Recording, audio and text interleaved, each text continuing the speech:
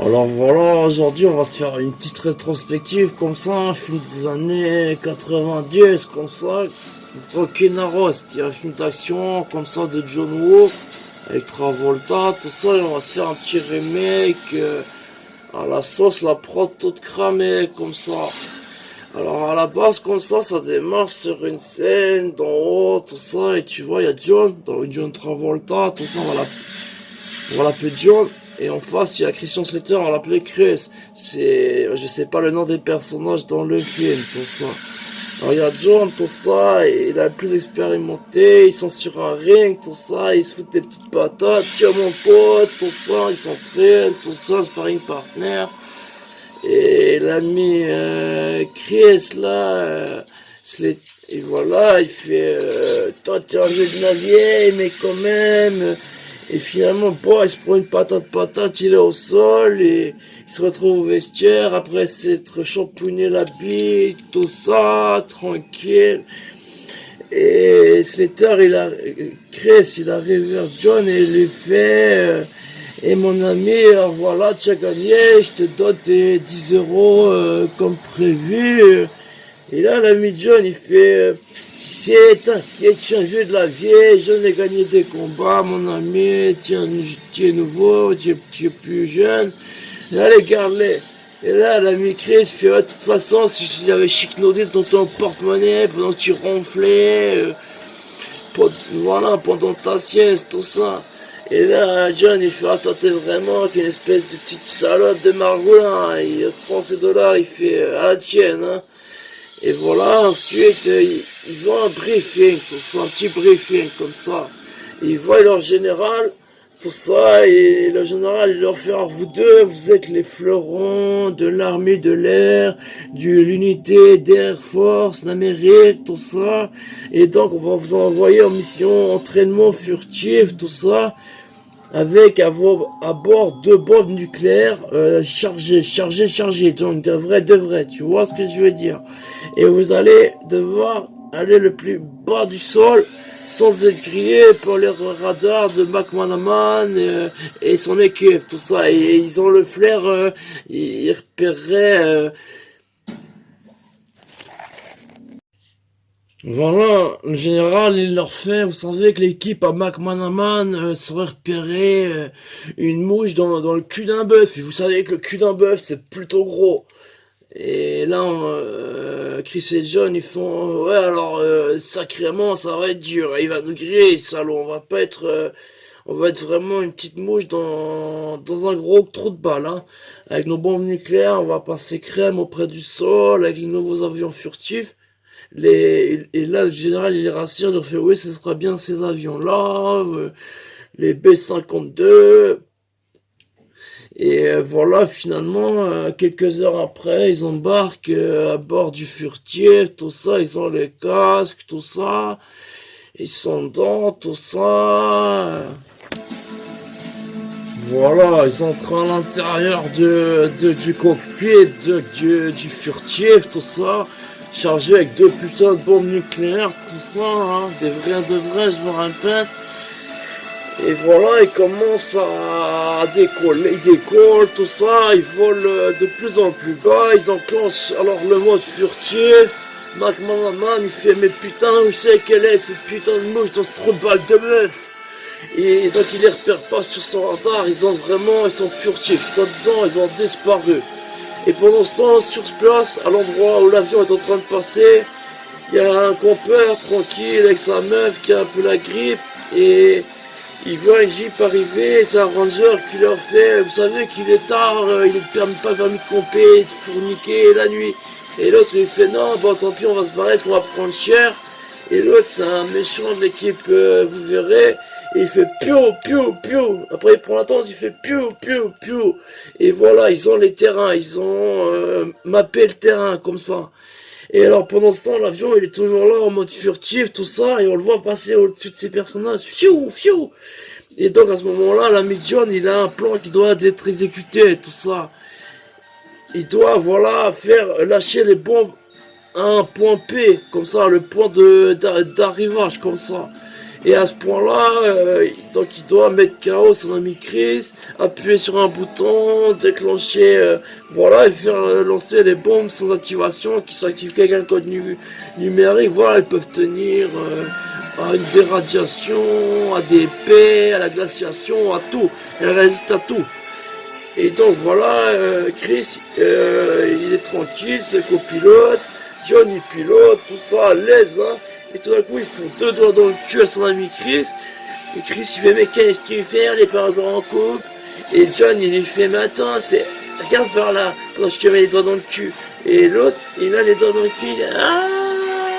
Et pendant ce temps, l'ami John, il fait son coup de bâtard, là, il essaie de déclencher les bancs, les faire sortir. Et à ce moment-là, Chris, il fait, oh putain, mais je sais pas si bon que ça, il doit dans le cul. Il lui faut une tarniole, il faudrait pas marier. Et à ce moment-là, John il fait, oh putain, je vais pas pouvoir lancer les bombes au bon moment.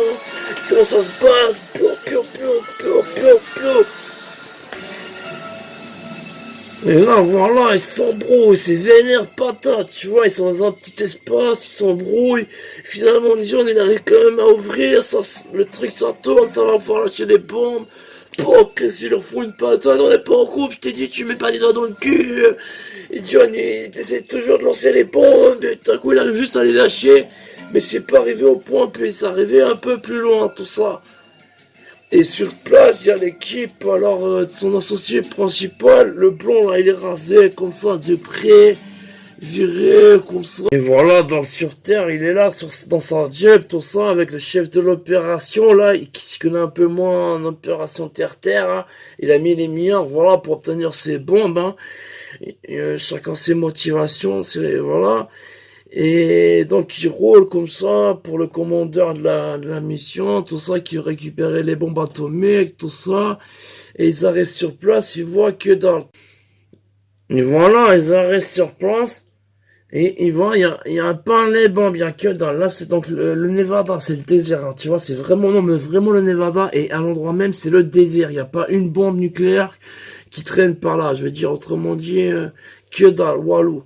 Et il commence à être désappointé, le chef, il fait, ce petit enculé de Johnny, il a pas assuré sa mission, il a pas réussi à lancer les bombes, je le savais.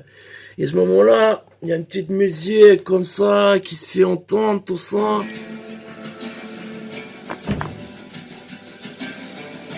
Et on entend John, là, qui sort de nulle part, et il arrive, il fait, c'est pas besoin de parler d'un général qui n'est pas encore mort, bande de salopes. Et il leur fait, vous voyez, je suis là, c'est John, et vos bombes, elles sont pas bien plus loin que là-bas. Et il leur dit, voilà, on a qu'à marcher une centaine de mètres comme ça. Alors l'équipe, elle envoie qui se place, qui a un peu mappé le terrain, elle envoie un hélicoptère, tout ça. Non.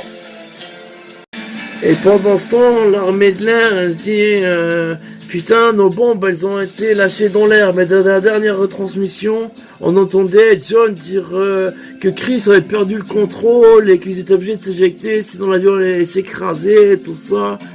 Et donc, pour eux, c'est un accident. Les bombes, elles sont tombées comme ça, il n'y a pas... C'est pas un vol pour l'instant. Pour l'instant, officiellement, elles sont tombées comme ça, lors d'une fausse manœuvre, tout ça. Et donc, du coup, ça s'appelle une Broken Arrow, soit une bombe atomique lâchée dans les airs, quoi. Comme nucléaire, tu dis aujourd'hui, c'est Broken Arrow, tu vois.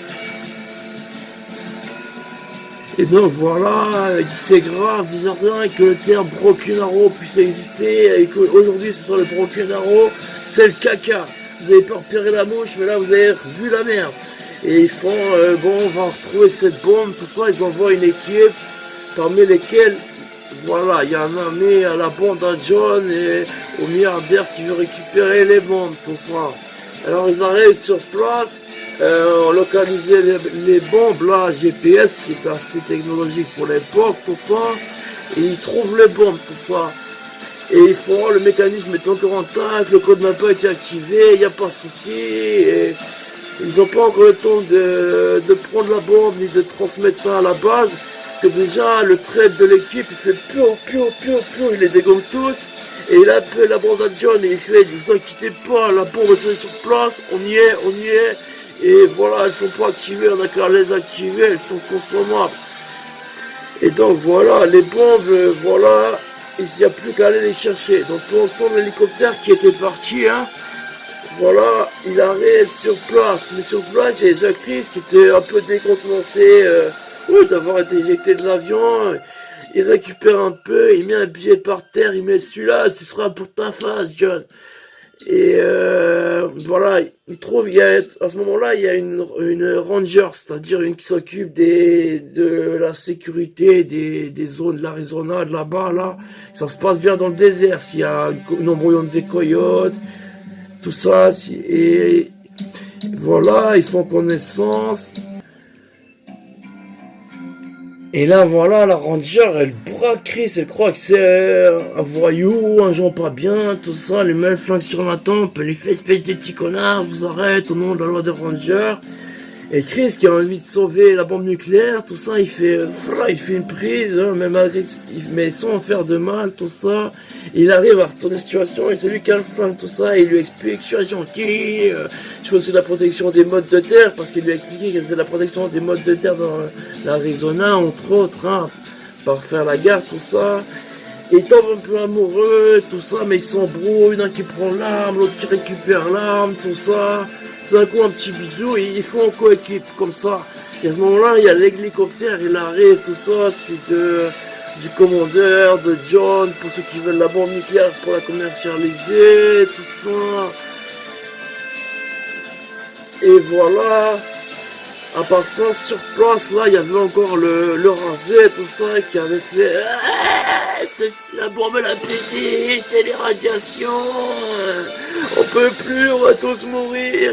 Genre, ils croient que c'est un état où la bombe elle a pété, donc ils disent on peut pas envoyer des hommes sur place avant d'avoir envoyé le service de décontamination, de vérification, comme quoi il n'y a pas voilà, des substances atomiques dans l'air, tout ça. Donc, ils ont pas mal de temps, hein, l'équipe qui a envoyé l'hélicoptère, l'équipe de John, tout ça. Et ils arrivent sur place avec l'hélicoptère, prendre la bombe, tout ça. Et finalement, Chris et sa bonasse, tout ça, ils arrivent à faire piou, piou, piou. Après avoir été canardés, tout ça, même par un sauce qui était venu depuis une montagne, tout ça. Et finalement, l'hélicoptère, il se crache, tout ça, ils ont pas la bombe, l'équipe à John. Et voilà. Mais finalement, voilà, grâce au Snack qui était sur les hauts, ils arrivent à récupérer la bombe, tout ça. Et Chris et sa meuf, ils sont obligés de partir un peu plus loin, tout ça. Et là, ils sont en jeep, deux jeeps, tout ça, tranquille, John, le commandeur, son pote le rasé aux lunettes. Et ils sont tranquilles, les rôles, ils se disent, on va amener les bombes, on va passer par la rivière, on a des contacts, tout ça. Et voilà, tout d'un coup, il y a pour tu devines qui, il y a l'ami Chris, comme ça, il fait un saut dingue. Il arrive sur une des jeeps, la jeep arrière, il fait une technique de Boy Scout, il explique à sa mère, moi j'ai fait Boy Scout, j'ai fabriqué une bombe atomique, moi aussi. Et il jette un fumigène sur la voiture avant, qui part en couille, tout ça un peu, ils doivent utiliser l'extincteur, ils s'arrêtent, ils arrivent à neutraliser. Voilà, ils arrivent à neutraliser Chris comme ça. Et ensuite, ils arrivent, ils disent on va aller dans une mine. C'est une mine qui est pas trop loin, ils vont attendre la suite des opérations. Et à ce moment-là, dans sa tête, Chris et sa mère, ils disent il y a que la mine, on va aller là, c'est là qu'on va les trouver. Et finalement, ils se retrouvent tous dans la mine, tout ça. Et au bout de quelques temps, la mine...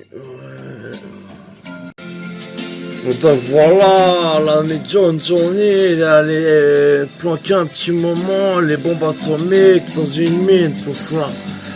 Et comme il voit la maîtresse qui arrive, tout ça, il se retrouve à devoir les amener au sous-sol, tout ça. Ça fait pan, ça fait pont, ça fait putain, t'as que de la merde dans le crâne, PC John. Ils s'embrouillent, tout ça, il meurt, boy. Il jette un gros grenade sur la maîtresse, tout ça, ça part en couille dans tous les sens. Et finalement, la bombe, elle pète, mais en sous-sol, tout ça.